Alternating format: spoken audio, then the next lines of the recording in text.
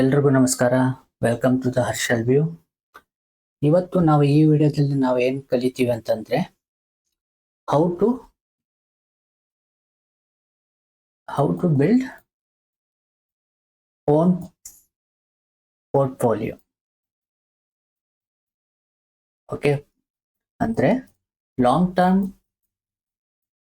ಇನ್ವೆಸ್ಟ್ಮೆಂಟ್ಗೆ ಸ್ಟಾಕ್ಸ್ನ ಹೇಗೆ ಸೆಲೆಕ್ಟ್ ಮಾಡೋದಂತ ಈ ವಿಡಿಯೋದಲ್ಲಿ ನಾವು ನೋಡೋಣ.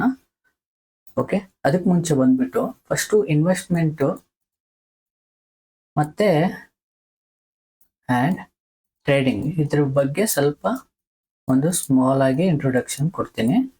ಫಸ್ಟು ಇನ್ವೆಸ್ಟ್ಮೆಂಟ್ ಅಂತ ಮತ್ತೆ ಟ್ರೇಡಿಂಗ್, ಈ ಎರಡೂನ ನಾವು ಏನು ಅನ್ಕೊಳ್ತೀವಿ, ಇನ್ವೆಸ್ಟ್ಮೆಂಟ್ ಮತ್ತೆ ಟ್ರೇಡಿಂಗ್ ಎರಡು ಬೋತ್ ಸೇಮ್ ಅನ್ಕೊಳ್ತೀವಿ. ಅದು ತುಂಬಾ ತಪ್ಪು. ಕಾರಣ ಏನಂತಂದ್ರೆ ಇನ್ವೆಸ್ಟ್ಮೆಂಟ್ ಇಸ್ ಡಿಫ್ರೆಂಟ್ ಆಗುತ್ತೆ, ಟ್ರೇಡಿಂಗ್ ಇಸ್ ಡಿಫ್ರೆಂಟ್ ಆಗುತ್ತೆ. ನಾವು ತುಂಬಾ ವಿಡಿಯೋದಲ್ಲಿ ತುಂಬಾ ಜನಗಳು ಹೇಳೋದು ಏನಂತಂದ್ರೆ ಇಲ್ಲೇ ಇನ್ವೆಸ್ಟ್ಮೆಂಟ್ ಮತ್ತೆ ಟ್ರೇಡಿಂಗ್ ಎರಡು ಒಂದೇ ರೀತಿಯಲ್ಲಿ ಹೇಳ್ತಾರೆ. ಆ ಕಾರಣಕ್ಕೋಸ್ಕರ ತುಂಬಾ ಜನ ಕನ್ಫ್ಯೂಷನ್ ಆಗ್ತಾರೆ. ಕಾರಣ ಹೇಳ್ತೀನಿ ಕೇಳಿ. ನೋಡಿ, ಇನ್ವೆಸ್ಟ್ಮೆಂಟ್ ಅಂತಂದ್ರೆ ನಾವು ಲ್ಯಾಂಡ್ ಅಲ್ಲಿ ಇನ್ವೆಸ್ಟ್ ಮಾಡ್ಬೋದು ಅಲ್ವಾ, ಸೈಟ್ ಅಲ್ಲಿ ಇನ್ವೆಸ್ಟ್ ಮಾಡ್ಬೋದು ಅಲ್ಲ, ಎಫ್ ಡಿ ಅಲ್ಲಿ ಇನ್ವೆಸ್ಟ್ ಮಾಡ್ಬೋದು, ಇಲ್ಲ ಆರ್ ಡಿ ಇನ್ವೆಸ್ಟ್ ಮಾಡ್ಬೋದು, ಗೋಲ್ಡ್ ಅಲ್ಲಿ ಇನ್ವೆಸ್ಟ್ ಮಾಡ್ಬೋದು ಅಲ್ವಾ.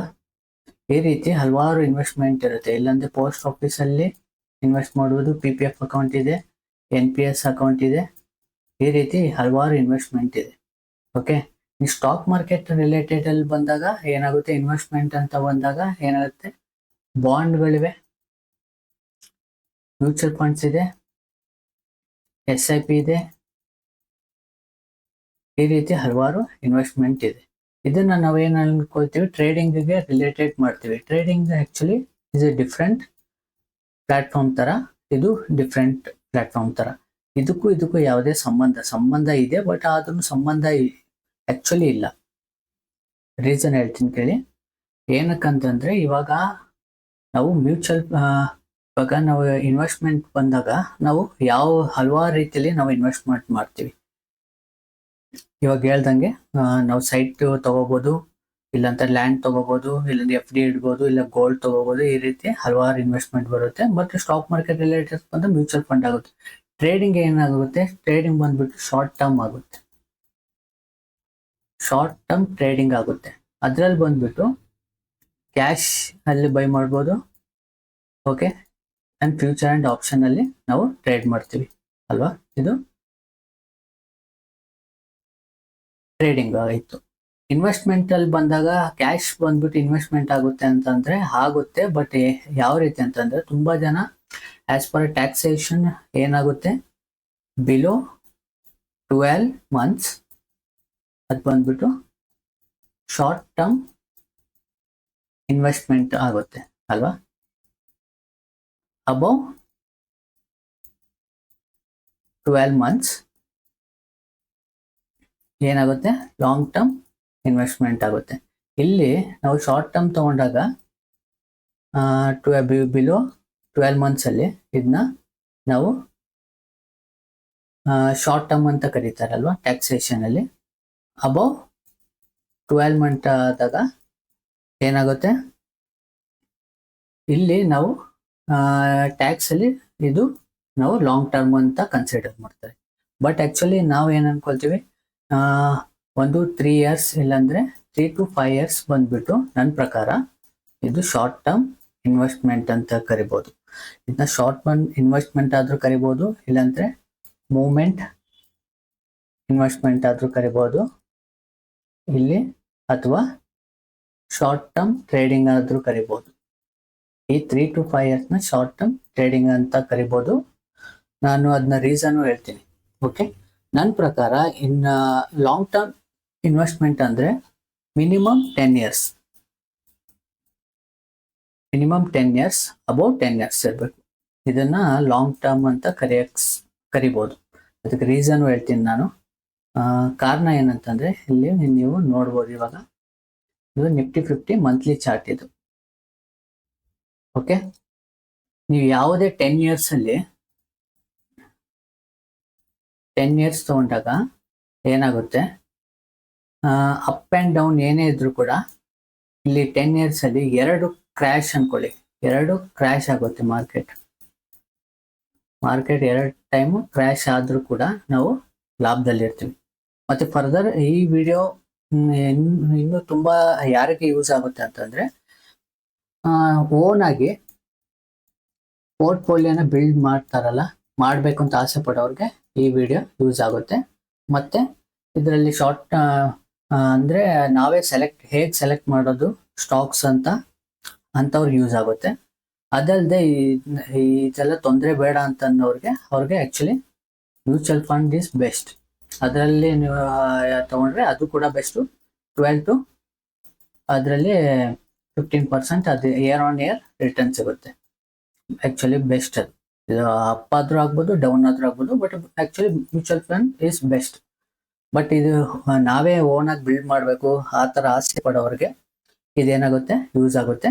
ಮತ್ತೆ ಇದರಲ್ಲಿ ಕನ್ಸಿಡರ್ ನಾನು ಮಾಡೋದು ಏನಂತಂದ್ರೆ ಮಂತ್ಲಿ 5,000 ಮಾತ್ರ. 5,000 ಇನ್ವೆಸ್ಟ್ ಮಾಡೋ ರೀತಿಯಲ್ಲಿ ಅವ್ರಿಗೆ ಹೇಗೆ ಸೆಲೆಕ್ಟ್ ಮಾಡಬೇಕು, ಮತ್ತೆ ಯಾವ ಸೆಕ್ಟರ್ ಅಲ್ಲಿ ಹೇಗೆ ಸ್ಟಾಕ್ಸ್ನ ಸೆಲೆಕ್ಟ್ ಮಾಡ್ಬೋದು ಅಂತ ಈ ವಿಡಿಯೋದಲ್ಲಿ ನಾನು ನಿಮ್ಗೆ ಕೊಡ್ತೀನಿ. ಇವಾಗ ನಾನು ಈ 10 years ಏನಕ್ಕೆ ಲಾಂಗ್ ಟರ್ಮ್ ಅಂತ ಕರಿತೀವಿ ಅಂತ ಹೇಳ್ತೀನಿ ನೋಡಿ. ನೀವು ಯಾವುದೇ ಕ್ರ್ಯಾಶ್ ನೋಡಿ, ಇಲ್ಲಿ ಇದೊಂದು ಕ್ರ್ಯಾಶ್ ಆಗಿದೆ, ಈ ಕ್ರ್ಯಾಶ್ ಆಗಿದೆ, ಇಲ್ಲಿ ಒಂದು ಸ್ಮಾಲ್ ರಿವರ್ಸಲ್ ಆಗಿದೆ, ಇಲ್ಲಿ ಒಂದು ರೀತಿಯಲ್ಲಿ ಕ್ರ್ಯಾಶ್ ತರ ಇದೆ, ಇದೊಂದು ಕ್ರ್ಯಾಶ್ ಇದೆ, ಇಲ್ಲಿ ಒಂದು ಸ್ಮಾಲ್ ರಿವರ್ಸಲ್ ಇದೆ. ಓಕೆ, ಇದು ಓವರ್ ಆಲ್ ತಗೊಂಡಾಗ್ಲೂ ಏನಾಗುತ್ತೆ ಅಂದ್ರೆ 1.5 years ಇಂದ 2 years ವರೆಗೂ ಮಾತ್ರ ಅದು ಡೌನ್ ಸೈಡ್ ಅಲ್ಲಿ ಇರುತ್ತೆ.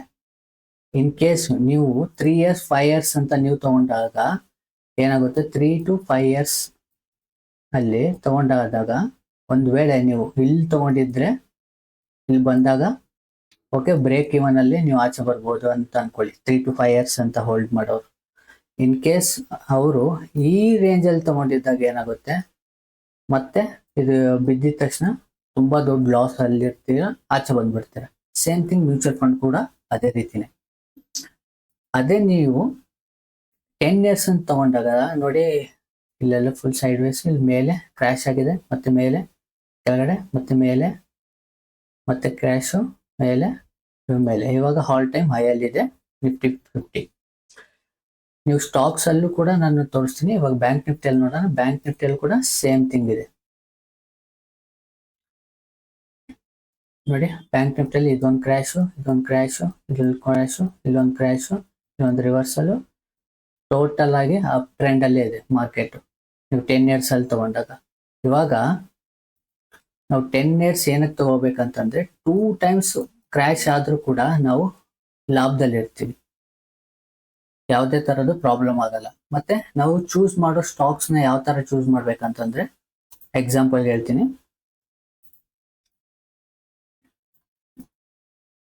ನೋಡಿ. ಎಕ್ಸಾಂಪಲ್ಗೆ ನೀವೊಂದು ಸ್ಟಾಕ್ ನ ಚೂಸ್ ಯಾವ ರೀತಿ ಮಾಡ್ಬೇಕಂತಂದ್ರೆ, ಫಸ್ಟ್ ಸೆಕ್ಟರ್ಗಳನ್ನ ಚೂಸ್ ಮಾಡ್ಬೇಕಾಗುತ್ತೆ. ಸೆಕ್ಟರ್ಸ್ ಅಂತಂದ್ರೆ ಮೆಟಲ್ ಸೆಕ್ಟರ್, IT ಸೆಕ್ಟರ್, ಮತ್ತೆ ಫಾರ್ಮಾ ಸೆಕ್ಟರ್, ಮೀಡಿಯಾ ಸೆಕ್ಟರ್, ಈ ತರ ಸೆಕ್ಟರ್ಸ್ ಹಲವಾರು ಸೆಕ್ಟರ್ಸ್ ಇದೆಯಲ್ಲ, FMG ಸೆಕ್ಟರ್ಸ್, ಈ ರೀತಿ ಹಲವಾರು ಸೆಕ್ಟರ್ಸ್ ಇದೆಯಲ್ಲ.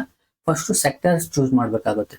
ಈ ಸೆಕ್ಟರ್ ನ ಫಸ್ಟ್ ಹೇಗೆ ಚೂಸ್ ಮಾಡೋದು, ಸ್ಟಾಕ್ ಚೂಸ್ ಮಾಡೋಕ್ ಮುಂಚೆ ಫಸ್ಟ್ ಸೆಕ್ಟರ್ ಚೂಸ್ ಮಾಡ್ಬೇಕಾಗುತ್ತೆ.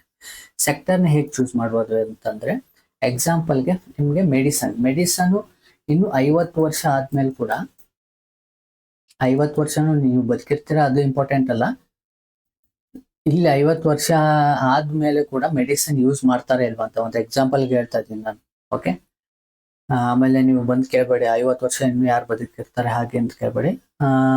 10 ವರ್ಷನೋ 20 ವರ್ಷನೋ ನೀವು ಅನ್ಕೊಳ್ಳಿ. ಈ 50 ವರ್ಷದಿಂದ 100 ವರ್ಷ ಆದ್ಮೇಲೆ ಮೆಡಿಸಿನ್ ಯೂಸ್ ಮಾಡ್ತಾರೆ ಇಲ್ವಾ? ಮೆಡಿಸಿನ್ ಯೂಸ್ ಮಾಡ್ತಾರೆ ಇಲ್ವಾ?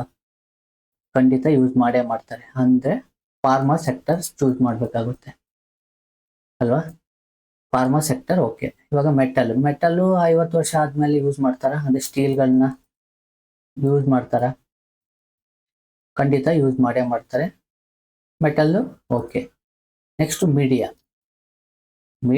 50 ವರ್ಷ ಆದ್ಮೇಲೆ ನೋಡ್ಬೋದು, ಬಟ್ ಎಷ್ಟು ಚೇಂಜಸ್ ಆಗ್ಬೋದು ಅಂತ ಅಂದ್ರೆ ಇದ್ರ ಪ್ರಾಬಬಿಲಿಟಿ ಸ್ವಲ್ಪ ತೀರಾ ಕಡಿಮೆ ಇರೋದ್ರಿಂದ ಈ ಸೆಕ್ಟರ್ನ ನಾವು ಅಷ್ಟು ಚೂಸ್ ಮಾಡೋಕ್ಕಾಗಲ್ಲ, ಕಡಿಮೆ ಲಾಸ್ಟಲ್ಲಿ ಇಟ್ಕೋಬೇಕಾಗುತ್ತೆ ಈ media.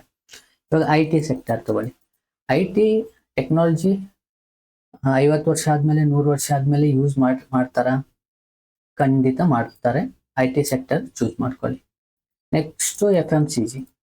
F M C G ಬಂದ್ಬಿಟ್ಟು F M C G use ಮಾಡ್ತಾರ? ಹೌದು, ಯೂಸ್ ಮಾಡ್ಬೋದು, ಬಟ್ ಮೆಟಲು, ಐ ಟಿ ಮತ್ತು ಫಾರ್ಮಾ ಅಷ್ಟು ಯೂಸ್ ಮಾಡ್ತಾರ ಅಂತಂದರೆ ಸ್ವಲ್ಪ ತೀರಾ ಕಡಿಮೆ, ಒಂದು ಆ್ಯಾವ್ರೇಜ್ ಆಗಿ ಇಟ್ಕೊಳ್ಳಿ. ನೆಕ್ಸ್ಟು ಪವರ್ ಸೆಕ್ಟರ್ ಯೂಸ್ ಮಾಡಿ. ಪವರ್ ಸೆಕ್ಟರಲ್ಲಿ ಪವರ್ ಯೂಸ್ ಮಾಡ್ತಾರ? ಖಂಡಿತ ಮಾಡ್ತಾರೆ. ಅದರಲ್ಲಿ ಹೇಗೆ? ಕೋಲ್ ಅದೆಲ್ಲ ಬಂದ್ಬಿಟ್ಟು ಲಿಮಿಟೆಡ್ ರಿಸೋರ್ಸ್ ಅಲ್ವಾ, ಕೋಲ್ ಇಂಡಿಯಾ ಅವೆಲ್ಲ ಲಿಮಿಟೆಡ್. ನೆಕ್ಸ್ಟ್ ಅವರು ಅಪ್ಗ್ರೇಡ್ ಆಗ್ತಾರೆ ಇಲ್ಲಿ ಬಂದು ನೋಡಬೇಕಾಗುತ್ತೆ. ಅದರಲ್ಲಿ ಕೆಲವು ಸ್ಟಾಕ್ಸ್ನ ಸೆಲೆಕ್ಟ್ ಮಾಡಬೇಕು. ಅದೇ ರೀತಿ ಆಟೋ ಸೆಕ್ಟರ್. ಆಟೋ ಯೂಸ್ ಮಾಡ್ತಾರ? ಖಂಡಿತ ಯೂಸ್ ಮಾಡ್ತಾರೆ, ಬಟ್ ಆಟೋದು ಮೇನ್ ನಾವು ಯೂಸ್ ಮಾಡ್ತಾ ಇರೋದು ಪೆಟ್ರೋಲ್, ಡೀಸೆಲು ಅಲ್ವಾ. ಪೆಟ್ರೋಲ್ ಮತ್ತು ಡೀಸೆಲ್ ಯೂಸ್ ಮಾಡ್ತೀವಿ, ಬಟ್ ಪೆಟ್ರೋಲ್ ಡೀಸೆಲ್ ಬಂದ್ಬಿಟ್ಟು ಲಿಮಿಟೆಡ್ ರಿಸೋರ್ಸ್ ಇದೆ. ಬಟ್ ಈ ಆಟೋದಲ್ಲಿ ಇವಾಗ ಈಗಿನ ಕಾಲದಲ್ಲಿ ಕೆಲವು ಆಟೋ ಕಂಪ್ನೀಸ್ ಇದೆಯಲ್ಲ, ಅವರು R&D ಮಾಡಿ ಅವ್ರು ಅಪ್ಗ್ರೇಡ್ ಆಗ್ತಾ ಇದಾರೆ ಅಂತ ನೋಡ್ಬೇಕು. ಅಂದರೆ ಸೋಲಾರ್ಗೆ ಹೋಗ್ತಾ ಇದಾರ, ಬ್ಯಾಟ್ರಿ ಕಾರ್ಗಳು ಯೂಸ್ ಮಾಡ್ತಾ ಇದಾರ. ಸೋಲಾರ್ ಇನ್ನೂ ಡೆವಲಪ್ಮೆಂಟ್ ಆಗ್ಬೋದು, ಇವಾಗ ಬಂದ್ಬಿಟ್ಟು ತುಂಬ ಆಗ್ತಾ ಆಗುತ್ತೆ. ನೆಕ್ಸ್ಟ್ 50 ವರ್ಷ ಆದಮೇಲೆ ಯಾರಿಗೊತ್ತು, ಒಂದು 30 ನಿಮಿಷದಲ್ಲೇ ಸೋಲಾರ್ ಅಷ್ಟು ತುಂಬ ಡೆವಲಪ್ಮೆಂಟ್ ಆಗೋ ಚಾನ್ಸಸ್ಸು ಇದೆ. ಹೇಳೋಕ್ಕಾಗಲ್ಲ, ಆಗಲ್ಲ ಅನ್ನೋದು ಯಾವುದೂ ಇಲ್ಲ ಅಲ್ವಾ. ಮುಂದೆ ಫ್ಯೂಚರಲ್ಲಿ ಆಗ್ಬೋದು, 50 ವರ್ಷ 100 ವರ್ಷ ಬಿಟ್ಕೊಂಡು ಸೋಲಾರೇ ಯೂಸ್ ಮಾಡ್ಬೋದು. ಸೋಲಾರ್ ಪ್ಯಾನಲ್ ಮೇಲೆ ಟಾಪಲ್ಲಿ ಇಟ್ಬಿಟ್ಟು ಚಿಕ್ಕದು ನ್ಯಾನೋ ಲೆವೆಲಲ್ಲಿರೋ ಸೋಲಾರ್ ಪ್ಯಾನಲ್ಸ್ನ ಯೂಸ್ ಮಾಡಿಬಿಟ್ಟು ಒಂದು 30 ಮಿನಿಟ್ಸು ಇಲ್ಲ 1 ಅವರ್ ಇಲ್ಲ 2 ಅವರ್ಸಲ್ಲಿ ರೀಚಾರ್ಜ್ ಆಗೋ ಥರ, ಬ್ಯಾಟ್ರಿ ರೀಚಾರ್ಜ್ ಆಗೋ ಥರನೂ ಡೆವಲಪ್ಮೆಂಟ್ ಮಾಡಿರ್ಬೋದು. ಈ ರೀತಿ ಆಟೋದಲ್ಲಿ ಯಾವ್ಯಾವ ಕಂಪ್ನಿ ಡೆವಲಪ್ ಆಗುತ್ತೆ ಅಂತ ನಾವು ನೋಡಬೇಕಾಗುತ್ತೆ. ಅದರಲ್ಲಿ ಕೆಲವು ಸ್ಟಾಕ್ಸ್ನ ಸೆಲೆಕ್ಟ್ ಮಾಡ್ಕೋಬೇಕು. ಇವಾಗ ಓಕೆ, ಸೆಕ್ಟರ್ ವೈಸ್ ಆಯಿತು. ಸೆಕ್ಟರ್ನ ಇವಾಗ ನಾವು ಚೂಸ್ ಮಾಡಾಯಿತು. ನೆಕ್ಸ್ಟ್ ಆ ಸೆಕ್ಟರಲ್ಲಿ ಸ್ಟಾಕ್ಸ್ನ ಸೆಲೆಕ್ಟ್ ಮಾಡೋದು ಅಂತ ನೋಡೋಣ. ಫಸ್ಟು ನಾವೇನು ಮಾಡೋಣ ಅಂತಂದರೆ, ಒಂದು ನಿಮಿಷ ತೋರಿಸ್ತೀನಿ.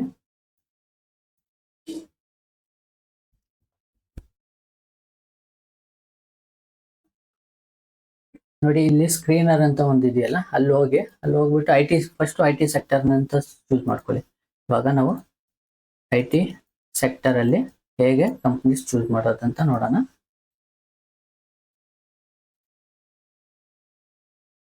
ಐ ಟಿಯಲ್ಲಿ ಯಾವುದು, ಒಂದು TCS ಅಂತ ಹಾಕೊಳ್ಳಿ. ಒಂದು ಕಂಪ್ನಿ ಹಾಕೊಳ್ಳಿ ಸಾಕು. ಒಂದು ಕಂಪ್ನಿಯಲ್ಲಿ ಹಾಕೊಳ್ಳಿ. ಇದರಲ್ಲಿ ಡಿವಿಡೆಂಟ್ ಕೊಡ್ತಾ ಇದ್ದಾರಾ ಇಲ್ವಾ ಅಂತ ನೋಡಿ. ಡಿವಿಡೆಂಟ್ ಅವರು ಕೊಡ್ತಾ ಇದಾರ ಅಂತ ನೋಡಿ, ಅದು ಇಂಪಾರ್ಟೆಂಟ್. ಏನಕ್ಕಂದ್ರೆ ಡಿವಿಡೆಂಟ್ ಕೊಡೋ ಥರ ಸ್ಟಾಕ್ಸ್ ಮಾತ್ರ ಸೆಲೆಕ್ಟ್ ಮಾಡಬೇಕಾಗುತ್ತೆ. ಓಕೆ, ಅದಾದಮೇಲೆ ನಾವು ಸೆಕ್ಟರ್ ಚೂಸ್ ಮಾಡಾಯಿತು, ಸ್ಟಾಕ್ಸ್ನ ಚೂಸ್ ಮಾಡೋದು ಹೇಳ್ತಾ ಇದ್ದೀನಿ. ಬಟ್ ಅದರಲ್ಲಿ ನೀವು ಲಾರ್ಜ್ ಕ್ಯಾಪ್, ಮಿಡ್ ಕ್ಯಾಪ್ ಯಾವ್ದು ಯೂಸ್ ಮಾಡಬೇಕು ಅಂತ ಅಲ್ವಾ. ಫಸ್ಟು ಲಾರ್ಜ್ ಕ್ಯಾಪಲ್ಲಿ ಏನು ಮಾಡಿ, 60% ಆಫ್ ನಿಮ್ಮ ಕ್ಯಾಪಿಟಲ್ನ ಯೂಟಿಲೈಸ್ ಮಾಡಿ. ಓಕೆ, ಮಿಡ್ ಕ್ಯಾಪಲ್ಲಿ 30% ಹಾಕಿ, ಮತ್ತು ಸ್ಮಾಲ್ ಕ್ಯಾಪಲ್ಲಿ 10% ಡಿವೈಡ್ ಮಾಡಿಬಿಟ್ಟು ನೀವು ಇನ್ವೆಸ್ಟ್ ಮಾಡಿ. ಈ ರೀತಿ ಇನ್ವೆಸ್ಟ್ ಮಾಡಿ, ಆವಾಗ ತುಂಬ ಈಸಿ ಇರುತ್ತೆ. ಓಕೆ, ಇವಾಗ ಚೂಸ್ ಮಾಡೋಣ ಯಾವ ರೀತಿ ಸ್ಟಾಕ್ಸ್ನ. ಇವಾಗ TCS ಅಲ್ಲಿ ಡಿವಿಡೆಂಟ್ ಕೊಡ್ತಾ ಇದ್ದಾರೆ. ಅದ್ರ ಜೊತೆಗೆ ನಾವು TCS ಇದು ನೋಡೋಣ. TCS ಡಿವಿಡೆಂಟ್ ಹಿಸ್ಟ್ರಿ ಹಾಕಿ, ಈ ರೀತಿ ಹಿಸ್ಟ್ರಿ ನೀವು ಚೆಕ್ ಮಾಡ್ಕೋಬೋದು. ನೋಡಿ, ಎಲ್ಲಿಂದ ಕೊಡ್ತಾ ಇದ್ದಾರೆ ಅವರು. 2011 ಎಲ್ಲ ಕಡೆನೂ ಡಿವಿಡೆಂಟ್ ಎಷ್ಟೆಷ್ಟು ರೂಪಾಯಿ ಕೊಡ್ತಾ ಇದ್ದಾರೆ ಅಂತ ಮೆನ್ಷನ್ ಮಾಡಿದ್ದಾರೆ. ಯಾವ್ಯಾವ ಡೇಟಲ್ಲಿ ಕೊಟ್ಟಿದ್ದಾರೆ ಅಂತ ನೋಡ್ಕೊಳ್ಳಿ ಇಲ್ಲಿ. ಓಕೆ, ಈ ರೀತಿ ನೀವು ಮಾಡ್ಕೋಬೋದು. ಇದು TCS ಆಯಿತು. ಇವಾಗ TCS ಬಿಟ್ಬಿಟ್ಟು, TCS ಅಲ್ಲಿ ಐ ಟಿ ಕಂಪ್ನಿ ಅಲ್ವಾ, ಐ ಟಿ ಸೆಕ್ಟರ್ ನೋಡಿ, ಇದು ಐ ಟಿ ಸೆಕ್ಟರ್. ಇಲ್ಲಿ ನೋಡಿ ಇಲ್ಲಿ ಮಾಡಿದ್ದಾರೆ. ಇದು IT ಸೆಕ್ಟರ್. IT ಸೆಕ್ಟರ್ ಅಲ್ಲಿ ಯಾವ್ಯಾವ ಕಂಪ್ನಿ ಇದೆ ಲಾರ್ಜ್ ಕ್ಯಾಪ್ ಅಲ್ಲಿ? Infosys, HCL technology, Wipro, Mindtree, LT Mindtree, ಮತ್ತೆ ಟೆಕ್ ಮಹೇಂದ್ರ ಮತ್ತು ಪರ್ಸಿಸ್ಟೆಂಟ್. ಈ ರೀತಿ ಸ್ಟಾಕ್ಸ್ ಇದೆ. ಇದರಲ್ಲಿ ಮಾರ್ಕೆಟ್ ಕ್ಯಾಪ್ ಅಂತ ಬರುತ್ತಲ್ಲ, ಈ ಮಾರ್ಕೆಟ್ ಕ್ಯಾಪ್ ನೋಡ್ಕೊಳ್ಳಿ. ಅದ್ರ ಜೊತೆಗೆ ಇದನ್ನ ಇಂಪಾರ್ಟೆಂಟ್ ನೋಡ್ಕೊಳ್ಳಿ. ಒಂದೊಂದು ಚೆಕ್ ಮಾಡೋದಕ್ಕಿಂತ ನೀವು ಈ ರೀತಿ ಮಾಡ್ಬಿಟ್ಟು ಅವ್ರು ಏರ್ಲಿ ಕೊಡ್ತಾ ಇದಾರ ಅಂತ ಇದರಲ್ಲಿ ಚೂಸ್ ಮಾಡ್ಕೋಬಹುದು. ಒಂದ್ ಸೆಕ್ಟರ್ ಅಲ್ಲಿ ಮಿನಿಮಮ್ ಒಂದು ಸ್ಟಾಕ್ ನ ಸೆಲೆಕ್ಟ್ ಮಾಡ್ಕೊಳ್ಳಿ, ಇಲ್ಲಾಂದ್ರೆ ಮ್ಯಾಕ್ಸಿಮಮ್ 2 ಸ್ಟಾಕ್ ನ ಸೆಲೆಕ್ಟ್ ಮಾಡ್ಕೊಳ್ಳಿ ಅಷ್ಟೇ. ಇದ್ರಲ್ಲಿ ನೋಡಿ HCL ಟೆಕ್ನಾಲಜಿ 3 ಇದರಲ್ಲಿ ಏರ್ ಆನ್ ಏರ್ ಕೊಡ್ತಾ ಇದಾರ ಅಂತ ನೀವು ಇಲ್ಲಿ ನೋಡ್ಕೋಬಹುದು. ಇಲ್ಲಿ ಇಲ್ಲಿ ಹೋಗ್ಬಿಟ್ಟು ನೀವು ಯಾವುದು HCL ಟೆಕ್,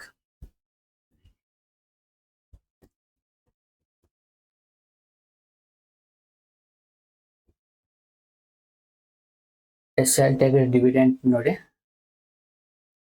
ಡಿವಿಡೆಂಟ್ ಏನ್ ಕೊಡ್ತಾ ಇದ್ದಾರೆ? ಓಕೆ, ಡಿವಿಡೆಂಟ್ ಕೊಡ್ತಾ ಇದ್ದಾರೆ. ಇದನ್ನ ನೀವು ಕ್ಯಾಲ್ಕುಲೇಟ್ ಮಾಡ್ಕೋಬೇಕಾಗುತ್ತೆ ಈ ರೀತಿ. ಇದನ್ನ ಒಂದ್ ಸೆಕ್ಟರ್, ಯಾವ್ದಾರ ಒಂದ್ ಸೆಕ್ಟರ್. ಇವಾಗ ಎಕ್ಸಾಂಪಲ್ಗೆ ಮೆಟಲ್ಸ್ ಸೆಕ್ಟರ್ಗೆ ಹೋಗೋಣ. ಟಾಟಾ ಸ್ಟೀಲ್ ಹಾಕೋಣ.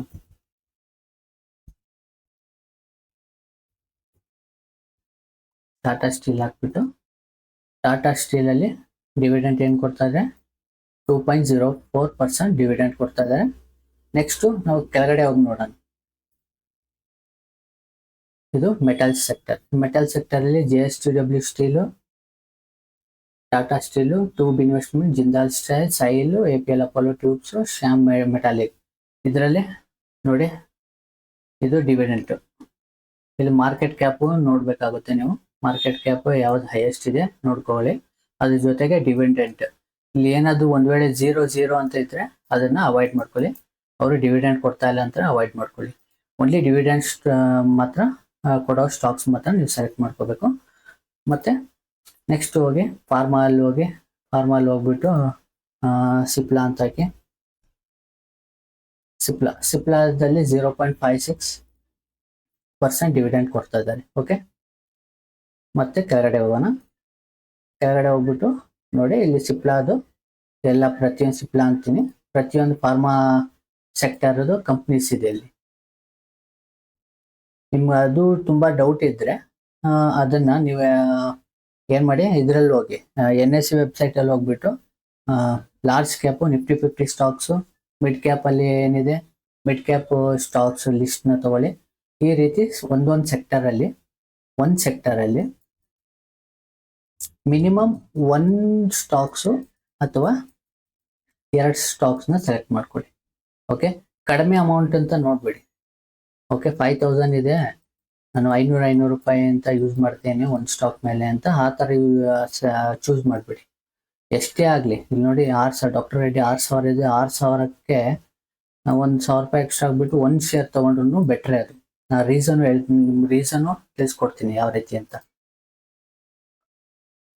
ಇವಾಗ ನಾವು ಸೆಕ್ಟರ್ ಹೇಗೆ ಚೂಸ್ ಮಾಡ್ತೀವಿ ಅಂತ ಗೊತ್ತಾಯ್ತು, ಸ್ಟಾಕ್ಸ್ ನ ಹೇಗೆ ಚೂಸ್ ಮಾಡ್ತೀವಿ ಅಂತ ಗೊತ್ತಾಯ್ತು. ಇವಾಗ ನೀವೇ ಸೆಲೆಕ್ಟ್ ಮಾಡ್ಕೋಬಹುದು ಯಾವ ರೀತಿ ಸ್ಟಾಕ್ಸ್ ನ ಇದರಲ್ಲಿ ಚೂಸ್ ಮಾಡ್ಕೋಬಹುದು, ಡಿವಿಡೆಂಟ್ ಕೊಡೋ ಸ್ಟಾಕ್ಸ್ ನ. ಕಾರಣ ಏನಂತಂದ್ರೆ ನೋಡಿ, ನಾನು ರೀಸನ್ಸ್ ಹೇಳ್ತೀನಿ. ರೀಸನ್ಸ್ ಬಂದ್ಬಿಟ್ಟು ಇವಾಗ ಒಂದು ಸ್ಟಾಕ್ ಅಲ್ಲಿ ನೀವು ಇನ್ವೆಸ್ಟ್ ಮಾಡ್ತೀರಾ ಮಂತ್ ಆನ್ ಮಂತ್ ಏನು ಮಂತ್ ಎಂಡ್ ಅಲ್ಲಿ ಮಾಡ್ತೀರಾ ಇಲ್ಲಾಂತ ಮಂತ್ ಸ್ಟಾರ್ಟಿಂಗ್ ಅಲ್ಲಿ ಮಾಡ್ತೀರಾ ಅನ್ಕೊಳ್ಳಿ. ಮಂತ್ ಎಂಡ್ ಅಲ್ಲಿ ಇಲ್ಲಾಂದ್ರೆ ಮಂತ್ ಸ್ಟಾರ್ಟಿಂಗ್ ಅಲ್ಲಿ ಮಾಡ್ತೀರಾ ಅನ್ಕೊಳ್ಳಿ ಇನ್ವೆಸ್ಟ್ಮೆಂಟ್. ಅವಾಗ ಏನಾಗುತ್ತೆ, ಮಂತ್ ಆನ್ ಮಂತ್ ನೀವು ಮಾಡುವಾಗ ಇಲ್ಲಿ ಕೆಳಗಡೆ ಮೇಲೆ ಮತ್ತೆ ಕ್ರ್ಯಾಶ್ ಆದ್ರೂ ಕೂಡ ಮೇಲೆ ಹೋಗೋ ಚಾನ್ಸಸ್ ಜಾಸ್ತಿ ಇರುತ್ತೆ. ಏನಕ್ಕಂದ್ರೆ ಈ ಸ್ಟಾಕ್ಸ್ ಎಲ್ಲ ಬಂದ್ಬಿಟ್ಟು ಫಂಡಮೆಂಟಲಿ ಸ್ಟ್ರಾಂಗ್ ಸ್ಟಾಕ್ಸ್ ಇರುತ್ತೆ. Okay, fundamentally strong stocks. ಕಾರ್ನ ನೀವೇ ಈಸಿಯಾಗಿ ಹುಡ್ಕೋಬಹುದು. ಇವಾಗ ಮಾರುತಿ ಕಾರ್ ತಗೊಳ್ಳಿ, ಮಾರುತಿ ಕಾರ್ ಎಲ್ಲ ಕಡೆ ಇದೆಯಾ, ಮುಂಚೆನೂ ಇದೆಯಾ, ಇವಾಗ್ಲೂ ಇದೆಯಾ. ಟಾಟಾ ಕಂಪ್ನಿಲಿ ಮುಂಚೆನೂ ಇದೆಯಾ, ಇವಾಗ್ಲೂ ಇದೆಯಾ. ಬಟ್ ಡೆವಲಪ್ಮೆಂಟ್ ಅವರು ಚೇಂಜಸ್ ಏನೇನು ಬರ್ತಾ ಇದೆಯಾ. ನೆಕ್ಸ್ಟ್ ರಿಲಯನ್ಸ್ ಅಲ್ಲಿ ಏನೇನು ಕಂಪ್ನೀಸ್ ಆಡ್ ಮಾಡ್ತಾರೆ, ಡೆವಲಪ್ಮೆಂಟ್ ಆಗ್ತದೆ ನೋಡ್ಬೋದು. ಫಾರ್ಮಾ ಅಲ್ಲಿ ಅಷ್ಟೇ, ಡಾಕ್ಟರ್ ರೆಡ್ಡಿ, ಸಿಪ್ಲಾ, ಸನ್ ಫಾರ್ಮಾ, ಈ ರೀತಿ ಚೂಸ್ ಮಾಡ್ಕೋಬೇಕಾಗುತ್ತೆ. ನೀವು ಡಿವಿಡೆಂಡ್ ಕೊಡೋ ಸ್ಟಾಕ್ಸ್ ಮಾತ್ರ ಚೂಸ್ ಮಾಡ್ಕೊಳ್ಳಿ. ಆ ಕಾರಣಕ್ಕೋಸ್ಕರ ಲಾರ್ಜ್ ಕ್ಯಾಪಲ್ಲಿ 60%, ಮಿಡ್ ಕ್ಯಾಪಲ್ಲಿ 30% ಮತ್ತು ಸ್ಮಾಲ್ ಕ್ಯಾಪಲ್ಲಿ 10% ನಿಮ್ಮ ಕ್ಯಾಪಿಟಲ್ನ ಯೂಟಿಲೈಸ್ ಅಂದರೆ ನೀವು ಡಿವೈಡ್ ಮಾಡಿ ನೀವು ಇನ್ವೆಸ್ಟ್ ಮಾಡಬೇಕಾಗುತ್ತೆ. ಇವಾಗ ಇಲ್ಲಿಗೆ ಬರೋಣ, ಇಂಪಾರ್ಟೆಂಟ್ ಲೆವೆಲ್. ಆವಾಗಲೇ ಹೇಳದ್ನಲ್ಲ, ಏನೇ ಬಿದ್ದರೂ ಕೂಡ ಆನ್ ಎವರೇಜ್ 1.5 ಇಯರ್ಸಿಂದ 2 ಇಯರ್ಸ್ವರೆಗೂ ಮಾತ್ರ ಮಾರ್ಕೆಟು ಡೌನ್ಫಾಲಲ್ಲಿ ಇರುತ್ತೆ. ಅದಾದಮೇಲೆ ಫರ್ದರ್ ಅಪ್ಸೈಡೇ ಇದೆ. ಇವಾಗ ನೀವು 3 ಇಯರ್ಸ್ 5 ಇಯರ್ಸ್ ತೊಗೊಂಡಾಗ ಇಲ್ಲಿ ತೊಗೊಂಡಿರ್ತೀರ ಅನ್ಕೊಳ್ಳಿ, ಕೆಳಗಡೆ ಹೋಗಿದೆ ಮೇಲೆ ಹೋಗಿದೆ, ಇಲ್ಲಿ ಬರೋಷ್ಟರಲ್ಲಿ ನೀವೇನಾಗುತ್ತೆ, ನಿಮ್ಮ ಲಾಸಲ್ಲಿ ಇರ್ತೀರ, ಆಚೆ ಬಂದ್ಬಿಡ್ತೀರ. ಅದೇ ನೀವು 10 ಇಯರ್ಸ್ ಇದ್ದರೆ ಏನಾಗುತ್ತೆ, 10 ಇಯರ್ಸಲ್ಲಿ ನೀವು ಮಾರ್ಕೆಟ್ 100% ಇದು ಕೆಳಗಡೆ ಬಿದ್ದರೂ ಕೂಡ ಮೇಲೆ ಹೋಗಿ ಹೋಗುತ್ತೆ ಅಲ್ವಾ. ಎಷ್ಟೇ ಕೆಳಗಡೆ ಇಲ್ಲಿ ನೋಡಿ, ಇದೆಲ್ಲ ಎಷ್ಟು ದೊಡ್ಡ ಫಾಲ್ ಇದು, ಆದರೂ ಕೂಡ ಮಾರ್ಕೆಟ್ ನೋಡಿ ಫರ್ದರ್ ಮೇಲೆ ಹೋಗಿ ಹೋಗುತ್ತೆ. ಇದೆಲ್ಲ ನ್ಯೂಸ್ ಬೇಸಿಂದ ಮಾರ್ಕೆಟ್ ಕೆಳಗಡೆ ಬಿದ್ದಿರೋದು. ಕಂಪ್ನಿಯಲ್ಲಿ ಯಾವುದೇ ಥರದ ಚೇಂಜಸ್ ಇರಲ್ಲ. ಕಂಪ್ನಿ ಅದು ಪಾಡಿಗೆ ಕೆಲಸ ಮಾಡ್ತಾನೆ ಇರುತ್ತೆ. ಸೊ ಅಲ್ಲಿರೋ ಎಂಪ್ಲಾಯೀಸು ಅದು ಕಂಪ್ನಿ ಡೆವಲಪ್ಮೆಂಟ್, ಅವ್ರ ಪ್ರಾಫಿಟ್ ಆಗಲೇಬೇಕು ಅಂತಂದರೆ ಕಂಪ್ನಿ ರನ್ ಮಾಡ್ತಾನೆ ಇರ್ತಾರೆ. ಯಾವುದೇ ರೀತಿ ನ್ಯೂಸ್ಗೆಲ್ಲ ಅವ್ರು ತಲೆ ಕೆಡಿಸ್ಕೊಳ್ಳಲ್ಲ. ಅವರಿರೋ ಫಂಡ್ನೆಲ್ಲ ಸೇಲ್ ಮಾಡಿಬಿಟ್ಟು ಅವ್ರ ಕಂಪ್ನಿನ ಕ್ಲೋಸ್ ಮಾಡ್ಕೊಂಡು ಹೋಗ್ಬಿಡಲ್ಲ, ಇಲ್ಲಾಂದ್ರೆ ಯಾರಿಗೋ ಮಾರ್ಬಿಟ್ಟು ಹೋಗ್ಬಿಡಲ್ಲ. ಒಂದು ವೇಳೆ ಇದನ್ನ ಓಕೆ, ಒಂದು ವೇಳೆ ಆ ಥರ ಕಂಪ್ನಿ ಮಾರಂಗಿದ್ರು ಇನ್ನೊಬ್ರು ಯಾರಾದರೂ ಅಕ್ವೈರ್ ಮಾಡಿಕೊಂಡು ಮತ್ತೆ ಫರ್ದರ್ ರನ್ನಿಂಗ್ ಮಾಡ್ತಾನೆ ಇರ್ತಾರೆ. ಇವಾಗ ಸತ್ಯಂ ಕಂಪ್ಯೂಟರ್ಸ್ ಅಲ್ಲೇ ಎಷ್ಟೊಂದಿತ್ತು, ಕೆಳಗಡೆ ಬಿತ್ತು. ಇವಾಗ ನಾನು ಸೆಕ್ಟರ್ ವೈಸ್ ಏನಕ್ಕೆ ಸೆಲೆಕ್ಟ್ ಮಾಡಬೇಕು ಅಂತ ಹೇಳ್ತೀನಿ ಕೇಳಿ. ಇವಾಗ ನೀವು ಎಕ್ಸಾಂಪಲ್ IT ನೇ ಚೆನ್ನಾಗಿದೆ ಅಂತ ಅಂದ್ಬಿಟ್ಟು ಇವಾಗ ನೀವು IT ಅಲ್ಲಿ ಯೂಸ್ ಮಾಡಿದ್ರೆ, ನೆಕ್ಸ್ಟ್ IT ಮೇಲಿದ್ದು ಏನಾಗುತ್ತೆ, ಕೆಳಗಡೆ ಬರ್ತಾನೆ ಇದ್ರೆ ನಿಮ್ಮ ಟೋಟಲ್ ಕ್ಯಾಪಿಟಲ್ ಇಲ್ಲೇ ಯೂಸ್ ಮಾಡಿರ್ತೀರ. ಆನ್ ಎವರೇಜು ನೀವು ಮಾಡ್ಕೊಂಡು ಹೋದ್ರೂ ಕೂಡ ಇದು ಒಂದು ವೇಳೆ ಇದ್ರ ಡಬಲ್ ಹೋದ್ರೆ ಮಾತ್ರ ನಿಮಗೆ ಪ್ರಾಫಿಟ್ ತುಂಬ ಚೆನ್ನಾಗಿ ಬರುತ್ತೆ. ಅದೇ ನೀವು ಸೆಕ್ಟರ್ ವೈಸ್ ಮಾಡಿದಾಗ ಸೆಕ್ಟರ್ ರೊಟೇಷನ್ ಅಂತ ಆಗುತ್ತೆ ಅಲ್ವಾ. ಇವಾಗ ಈ ಸೆಕ್ಟರ್ IT ಸೆಕ್ಟರ್ ರನ್ ಆದರೆ ಇನ್ನೂ ಸ್ವಲ್ಪ ವರ್ಷ ಆದಮೇಲೆ ಮೆಟಲ್ ಹೋಗ್ಬೋದು, ಇನ್ನೂ 1 ವರ್ಷ ಆದಮೇಲೆ ಫಾರ್ಮಾ ಹೋಗ್ಬೋದು.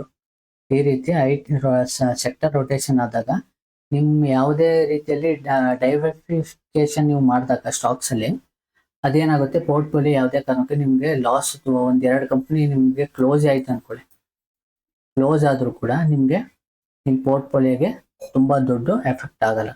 ಅದೇ ನೀವು ಆ ಕ್ಲೋಸ್ ಆಗೋ 2 ಕಂಪ್ನಿಯಲ್ಲೇ ನೀವು ತುಂಬ ಫುಲ್ ಕ್ಯಾಪಿಟಲ್ ಯೂಟಿಲೈಸ್ ಮಾಡಿದ್ರೆ ನಿಮ್ಮ ಕ್ಯಾಪಿಟಲ್ ಫುಲ್ಲು ಲಾಸ್ ಆಗುತ್ತೆ ಅಲ್ವಾ.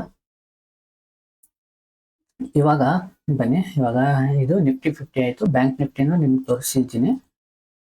ಬ್ಯಾಂಕ್ ನಿಫ್ಟಿಯನ್ನು ಮಂತ್ಲಿ ಚಾರ್ಟ್ ನೋಡಿ. ಮಂತ್ಲಿ ಚಾರ್ಟ್ ಏನಿದನ್ನು ಅಪ್ ಟ್ರೆಂಡಲ್ಲೇ ಇದೆ. ನಮ್ಮ ಇಂಡಿಯಾ ಬಂದ್ಬಿಟ್ಟು ಡೆವಲಪ್ಡ್ ಕಂಟ್ರಿ ಅಲ್ಲ, ಡೆವಲಪಿಂಗ್ ಕಂಟ್ರಿ. ಆ ಕಾರಣಕ್ಕೋಸ್ಕರ ಇನ್ನು ಮೇಲೆ ಫರ್ದರ್ ಹೋಗೋ ಚಾನ್ಸಸ್ ಇರುತ್ತೆ, ಏನೇ ಕೆಳಗಡೆ ಬಿದ್ದರೂ ಕೂಡ. ಮತ್ತೆ ಇಲ್ಲಿ ನಿಮ್ಗೆ ಯಾವುದೇ ಥರದ್ದು ಟೆನ್ಷನ್ ಇರಲ್ಲ. ಅಂದ್ರೆ ನೀವು ಚಾರ್ಟ್ ನೋಡ್ಬೇಕು ಅಂತ ಅವಶ್ಯಕತೆ ಇಲ್ಲ. ಜಸ್ಟ್ ನೀವು ಇನ್ವೆಸ್ಟ್ ಮಾಡ್ಬೇಕಂತಂದ್ರೆ ಮಾತ್ರ ಏನ್ ಮಾಡ್ತೀರಾ, ನಿಮ್ಮ ಡಿಮ್ಯಾಟ್ ಅಕೌಂಟ್ ಓಪನ್ ಮಾಡ್ತೀರಾ, ಟ್ರೇಡ್ ಮಾಡ್ತೀರಾ. ಟ್ರೇಡ್ ಅಂದ್ರೆ ನೀವು ಶೇರ್ಸ್ನ ಬೈ ಮಾಡ್ತೀರಾ, ಅದು CDSL ಅಲ್ಲಿ ಹೋಗಿ ಇರುತ್ತೆ. ಇದರಲ್ಲಿ ಭಯ ಪಡೋ ಅವಶ್ಯಕತೆ ಏನಿಲ್ಲ. ಒಂದು ಬ್ರೋಕರ್ ಏನಾದರೂ ಕ್ಲೋಸ್ ಆದ್ರೂ ಕೂಡ ಅದು ನಿಮ್ಮ CDSL ಅಲ್ಲಿ ಇರುತ್ತೆ ಎಲ್ಲ ಸ್ಟಾಕ್ಸು.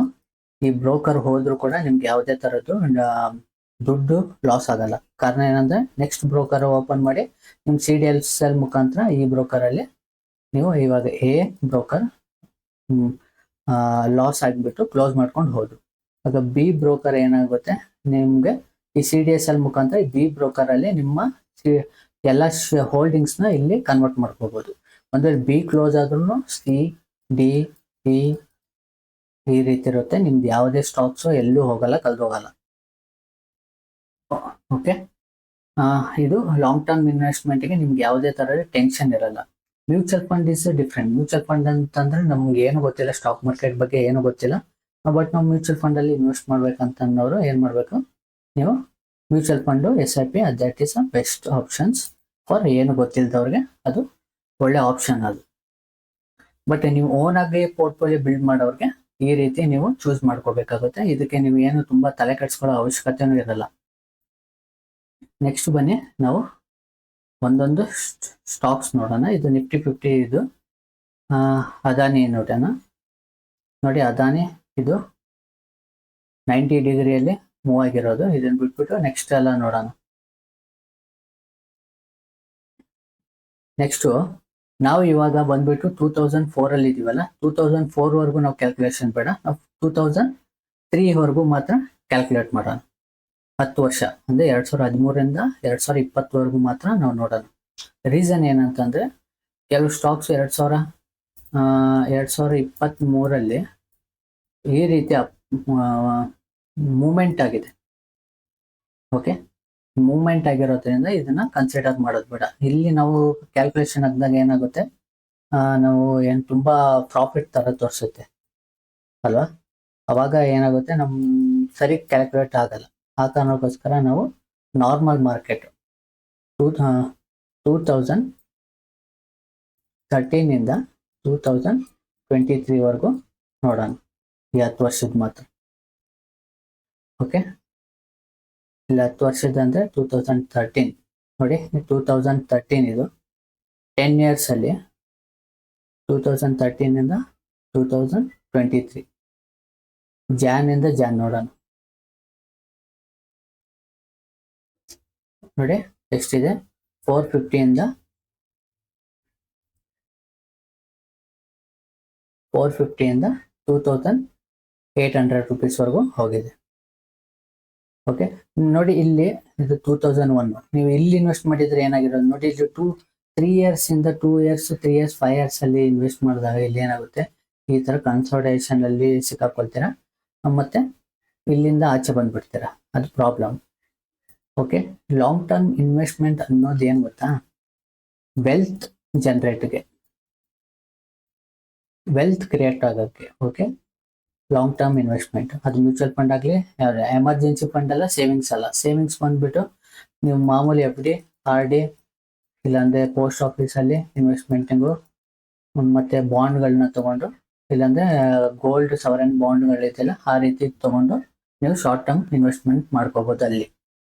ಬಟ್ ಈ long term 10 years more than 10 years ಇದ್ರೆ ಮಾತ್ರ ನಿಮ್ಗೆ ಇದರಲ್ಲಿ ಡಿವಿಡೆಂಟು ಸಿಗುತ್ತೆ, ಪ್ಲಸ್ ಶೇರ್ ವ್ಯಾಲ್ಯೂ ಕೂಡ ಮೇಲ್ಗಡೆ ಹೋಗುತ್ತೆ.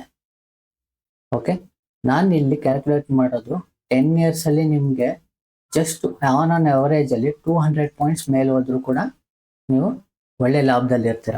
ಆಲ್ಮೋಸ್ಟ್ 20-25%, 20-25% ಇಯರ್ ಆನ್ ಗ್ರೋತ್ ಆದಂಗೆ ಆಗುತ್ತೆ ಡಿವಿಡೆಂಡ್ ಬಿಟ್ಟು.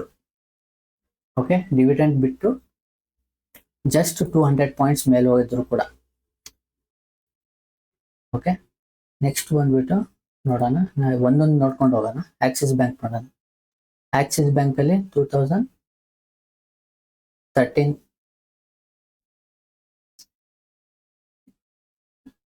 ನೋಡಿ, ಇದು ಜನವರಿ. ಇದು ಇಲ್ಲಿ ನೀವು ಬೈ ಮಾಡಿರ್ತೀರ, ಮಂತ್ ಆನ್ ಮಂತ್ ಮಾಡ್ಕೊಂಡು ಹೋದಾಗ ನೋಡಿ ಕೆಳಗಡೆ, ಇಲ್ಲಿ ನೋಡಿ ಇಲ್ಲಿಂದ ಕೆಳಗಡೆ ಬಿದ್ದಿದೆ, ಅದಾದ್ಮೇಲೆ ಮೇಲೆ ಹೋಗಿದೆ. ಇಲ್ಲಿ ನೀವು ಕಡಿಮೆ ಟೈಮ್ ಫ್ರೇಮ್ ಅಲ್ಲಿ ನೀವು ತಗೊಂಡಿದ್ದಾಗ ಏನಾಗುತ್ತೆ ಹೇಳಿ, ಇಲ್ಲಿ ಎಲ್ಲಾದ್ರೂ ಬೈ ಮಾಡಿರ್ತೀರ, ಇಲ್ಲಿ ತುಂಬಾ ದೊಡ್ಡ ಲಾಸ್ ಅಲ್ಲಿ ಇರುತ್ತೆ 2-3 ವರ್ಷದಲ್ಲಿ ಅಲ್ವಾ. ಇದು 10 ಇಯರ್ಸ್ ಆದಾಗ ನೀವು ತಲೆ ಕೆಡಿಸ್ಕೊಳ್ಳೋ ಅವಶ್ಯಕತೆ ಇಲ್ಲ. ಮತ್ತೆ ನ್ಯೂಸ್ ನೋಡ್ಬೇಡಿ, ನ್ಯೂಸ್ನು ಇಂಪಾರ್ಟೆಂಟ್ಲಿ. ನೀವು ಲಾಂಗ್ ಟರ್ಮ್ ಇನ್ವೆಸ್ಟರ್ ಆಗಿದ್ರೆ ಮಾರ್ಕೆಟ್ ಕ್ರ್ಯಾಶ್ ಆಗುತ್ತೆ, ಯಾರಾದ್ರೂ ತುಂಬಾ ದೊಡ್ಡ ದೊಡ್ಡ ಯೂಟ್ಯೂಬರ್ಸು ಇಲ್ಲಾಂದ್ರೆ ನ್ಯೂಸ್ ಅಲ್ಲಿ ಮಾರ್ಕೆಟ್ ಕ್ರ್ಯಾಶ್ ಬಗ್ಗೆ ತಲೆ ಕೆಡಿಸ್ಕೊಳ್ಳೋ ಅವಶ್ಯಕತೆ ಏನಿಲ್ಲ. ನೀವು ಕ್ರ್ಯಾಶ್ ಬಗ್ಗೆ ಯೋಚನೆ ಮಾಡಬೇಡಿ. ಕ್ರ್ಯಾಶ್ ಇಂದ ನೀವು ಆಚೆ ಬರ್ಬೇಕಾ ಅಂತಂದ್ರೆ ಬರ್ಲೇಬೇಡಿ. 10 ಇಯರ್ಸ್ ನೀವು ಹೋಲ್ಡಿಂಗ್ಸ್ ಅಲ್ಲಿ ಇರ್ತೀರಾ ಅಂತಂದ್ರೆ ಕ್ರ್ಯಾಶ್ ಬಗ್ಗೆ ತಲೆ ಕೆಡಿಸ್ಕೊಳ್ದೆ ನೀವು ಇನ್ವೆಸ್ಟ್ ಮಾಡ್ತಾ ಹೋಗಿ, ನಿಮ್ಗೆ ಯಾವುದೇ ತಲೆ ಕೆಡಿಸ್ಕೊಳ್ಳೋ ಅವಶ್ಯಕತೆನೇ ಇಲ್ಲ. ನೆಕ್ಸ್ಟ್ ಬಂದ್ಬಿಟ್ಟು ಬಜಾಜ್ ಆಟೋ ನೋಡೋಣ. ಬಜಾಜ್ ಆಟೋ ನೋಡಿ, ನಾನು 2003 ಏನಕ್ಕೆ ಬೇಡ ಅಂತಂದಿದ್ದು ಈ ರೀಸನ್ ಇಂದಾನೆ. 2023 ಇಂದ 2024 ಏನಕ್ಕೆ ಬೇಡ ಅಂತಂದ್ರೆ ಈ ರೀಸನ್. ಈ ರೀತಿ ಈ 1 ವರ್ಷದಲ್ಲಿ ಈ ರೀತಿ ಕ್ಯಾಂಡಲ್ಸ್ ತುಂಬಾ ಕಂಪ್ನೀಸ್ ಅಲ್ಲಿ ಸಿಕ್ಕಿದೆ ಅಲ್ವಾ. ಸೊ ಆ ಕಾರಣಕ್ಕೋಸ್ಕರ ಇಲ್ಲಿ ನಾವು ಕ್ಯಾಲ್ಕುಲೇಷನ್ ತಗೊಂಡಾಗ ಏನಾಗುತ್ತೆ ನೋಡಿ, 2013 ಎಷ್ಟು ಇದೆ, 2000 ರುಪೀಸ್. ಇವಾಗ ಎಷ್ಟಿದೆ, 9700 ಇದೆ. 9000 2000 ಇಂದ 9000 ಆಗಿದೆ. ಬಟ್ ನಾವು ಇದನ್ನ ಕಟ್ ಮಾಡಿಬಿಟ್ಟು ಜಸ್ಟ್ ಜನವರಿ 2023 ಮಾಡೋಣ. ಎಷ್ಟಾಗಿದೆ? 3800. ಅಂದರೆ ಓವರ್ ಆಲ್ಗೆ 1800 ಪ್ರಾಫಿಟ್. ನೋಡಿ ಇಲ್ಲಿ ಕೆಳಗಡೆನೂ ಬಿದ್ದಿದೆ. ಇಲ್ಲಿ ಎಷ್ಟು ಬಿದ್ದಿರ್ಬೋದು ನೋಡಿ. ಲೋ 1800 ವರ್ಗೂ ಹೋಗಿದೆ. 2000 ಇನ್ವೆಸ್ಟ್ ಮಾಡಿ ಎಷ್ಟೋ ವರ್ಷ ಆದ್ಮೇಲೆ 1800 ಕೂಡ ಹೋಗಿದೆ. 1788 ಇದೆ ಅಲ್ವಾ. ಇಷ್ಟು ಕೆಳಗಡೆ ಬಿದ್ದು ಕೂಡ ಮತ್ತೆ ಮೇಲೆ ಹೋಗಿದೆ.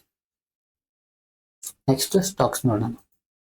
ಬಜಾಜ್ ಫೈನಾನ್ಸ್ ನೋಡಿ 2013 10 ಇಯರ್ಸ್ ಅಲ್ಲಿ ನೋಡಿ ಇಷ್ಟು ಮೇಲಿಂದ ಇಲ್ಲಿ ಕೆಳಗಡೆ ಬಿದ್ದರೂ ಕೂಡ ಯಾವ ತೊಂದರೆನೇ ಇಲ್ಲ. ನೀವು 5 ಇಯರ್ಸ್ ಅಂತಂದಾಗ ಈ ಇದ್ರಲ್ಲೋ ಇಲ್ಲಾಂದ್ರೆ ಈ ಇದ್ರಲ್ಲೋ ಎಲ್ಲ ಸಿಕ್ಕಾಕೊಳ್ತೀರಾ. ಓಕೆ, ಒಂದ್ ವೇಳೆ ಈ ರೀತಿ ಮೂವ್ ಆದಾಗ ನಿಮ್ಗೆ ಯಾವುದೇ ತೊಂದರೆ ಇಲ್ಲ. ಇದು ಬಂದ್ಬಿಟ್ಟು ಮೂವ್ಮೆಂಟ್ ಸ್ಟಾಕ್. ಇದನ್ನ ಮೂವ್ಮೆಂಟ್ ಟ್ರೇಡಿಂಗ್ ಅಂತಾರೆ. ಮೂವ್ಮೆಂಟ್ ಟ್ರೇಡಿಂಗ್ ಆದ್ರೆ ಶಾರ್ಟ್ ಟರ್ಮ್ ಟ್ರೇಡಿಂಗ್ ಹೆಸರುಗಳ ಹಲವಾರು ಇದೆ. ಹೆಸರು ಏನ್ ಬೇಕಾದ್ರೆ ಹೇಳ್ಬೋದು. ಇದನ್ನ short term trading, movement stocks ಈ ರೀತಿ ಹೆಸರು ಏನ್ ಬೇಕಾದ್ರೆ ಹೇಳ್ಬೋದು. ಬಟ್ ಎಲ್ಲ ರೂಲ್ ಎಲ್ಲ ಒಂದೇನೆ. ಲಾಂಗ್ ಟರ್ಮ್ ಅಂದ್ರೆ 10 ಇಯರ್ಸ್ ಮೇಲೇನೆ. ನೆಕ್ಸ್ಟ್ ಸ್ಟಾಕ್ಸ್ ನೋಡೋಣ. ಬಜಾಜ್ ಫಿನ್ಸರ್ವ್ ನೋಡಿ, ಇದು 10 ಇಯರ್ಸ್ ಅಲ್ಲಿ ತುಂಬಾ ಯೂಸ್ ಆಗಿದೆ. ನಾವು ಹಳೇದ್ ನಾವು ಏನಕ್ಕೆ ಚೂಸ್ ಮಾಡಬಾರ್ದು ಅಂತ ಹೇಳ್ತೀನಿ. ನೀವು ಇಲ್ಲೇ ತಗೊಳ್ಳಿ ಹಳೇದು. ನೋಡಿ ಈ ಜಾಗದಲ್ಲಿ ತಗೊಂಡಿದ್ರೆ ನೋಡಿ ಇಷ್ಟು ಲಾಭ ಬಂದಿರೋದು. ಈ ರೀತಿ ಮೂವ್ಮೆಂಟ್ ಹೋಗೋದು ಯಾರು ಗೊತ್ತಿರುತ್ತೆ ಅಲ್ವಾ. ಇಲ್ಲಿ ನಾನು ಬ್ಯಾಕ್ ಟೆಸ್ಟ್ ಮಾಡುವಾಗ ಈಸಿ. ಯಾವಾಗ್ಲೂ ಈ ತರ ಮೂವ್ಮೆಂಟ್ ಪ್ರಾಫಿಟ್ ನ ಯಾವತ್ತು ಕನ್ಸಿಡರ್ ಮಾಡಬೇಡಿ. ಇದು ಬಂದ್ಬಿಟ್ಟು ಒಂಥರ ಲಾಟ್ರಿ ಟಿಕೆಟ್ ಇದ್ದಂಗೆ ಸಿಕ್ಕಿರೋದು ಅಷ್ಟೇ. ಏನಾದ್ರು ಇಲ್ಲಿಂದ ಹೋಗುತ್ತಲ್ಲ ನಿಧಾನವಾಗಿ, ದಟ್ ಇಸ್ ಬೆಟರ್.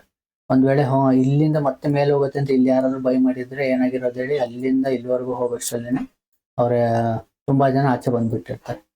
ನೋಡಿ ಅದು ಪ್ರೈಸ್ ನೋಡಿ ಎಷ್ಟಿದೆ ಅಂತ. ಹೈ ಬಂದ್ಬಿಟ್ಟು 1900 ಇದೆ.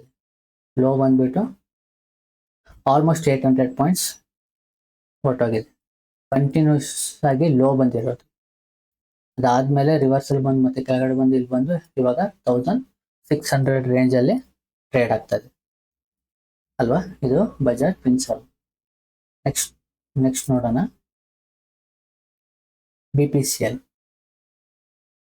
BPCL ನೋಡಿ, ಇದು ಕೂಡ ನೋಡಿ ಶಾರ್ಟ್ ಟರ್ಮ್ ನಲ್ಲಿ ಇನ್ವೆಸ್ಟ್ ಮಾಡಿದ್ರೆ ಈ ರೇಂಜ್ ಅಲ್ಲಿ ನೀವು ಆಚೆ ಬಂದಿರ್ತೀರಿ ಅಲ್ವಾ. ನೋಡಿ 5 ಇಯರ್ಸ್ 2017. ಇವಾಗ ಏನಾದ್ರೆ 17 ಅಂತಂದ್ರೆ 2022 ಅಲ್ಲಿ ನಾವು ಆಚೆ 5 ಇಯರ್ಸ್ಗೆ ಈ ಲೋ ಅಲ್ಲಿ ಆಚೆ ಬರ್ಬೇಕಾಗ್ತದೆ. ಒಂದು ವೇಳೆ ನೀವು 10 ಇಯರ್ಸ್ ಅಲ್ಲಿ ಈ ರೇಂಜ್ ಅಲ್ಲಿ ನೀವು ಬೈ ಮಾಡಿದ್ದೀರಾ ಅಂತ ಅನ್ಕೊಳ್ಳಿ. ಓಕೆ, ಈ ರೇಂಜ್ ಅಲ್ಲಿ ನೀವು 10 ಇಯರ್ಸ್ಗೆ ಅಂತ ನೀವು ಬೈ ಮಾಡಿರ್ತಾರ. ಎಷ್ಟಿದೆ ಪ್ರೈಸು? 277. ಹೈ ನೋಡಿ 276. ಓಕೆ, 276 ಅನ್ಕೊಳ್ಳಿ. 276 ಅಲ್ಲಿ ನೀವು ಬೈ ಮಾಡಿರ್ತೀರಾ. 1 ಮಂತ್ ಆನ್ ಮಂತ್ ನೀವು ಇನ್ವೆಸ್ಟ್ಮೆಂಟ್ ಮಾಡೋದು. ಓಕೆ, ಮತ್ತೆ ಫರ್ದರ್ ಇಲ್ಲಿವರೆಗೂ ಬಂದಿದೆ, ಮತ್ತೆ ಕೆಳಗಡೆ ಬಂದಿದೆ. ಇನ್ವೆಸ್ಟ್ ಮಾಡ್ತಾನೆ ಇರ್ತೀರಾ ನೀವು.